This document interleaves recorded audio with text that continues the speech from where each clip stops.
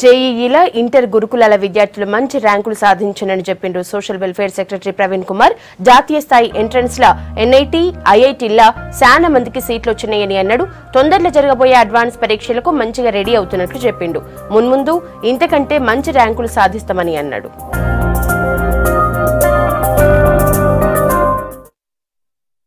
Entrance examination రిజల్ట్స్లో చరిత్రలో ఎన్నడూ లేని విధంగా తెలంగాణ సోషల్ వెల్ఫేర్ మరియు ట్రైబల్ వెల్ఫేర్ గురుకుల విద్యాలయాలకు చాలా చక్కటి ఫలితాలు వచ్చాయి.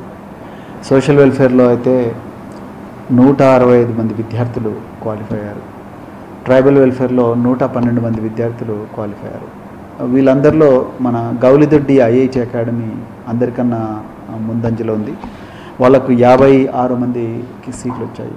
అలాగే ఈ రాజేంద్రనగర్ ఐఐటి అకాడమీలో 46 మందికి సీట్లు రావడం జరిగింది. ఖమ్మంలో ఎస్ఓఈలో కూడా దాదాపు 20 మందికి క్వాలిఫై కావడం జరిగింది. ఇక్కడ ప్రధానంగా నేను చెప్పాలనుకునేది ఏంటంటే విద్యార్థులు చాలా కష్టపడి చదివారు.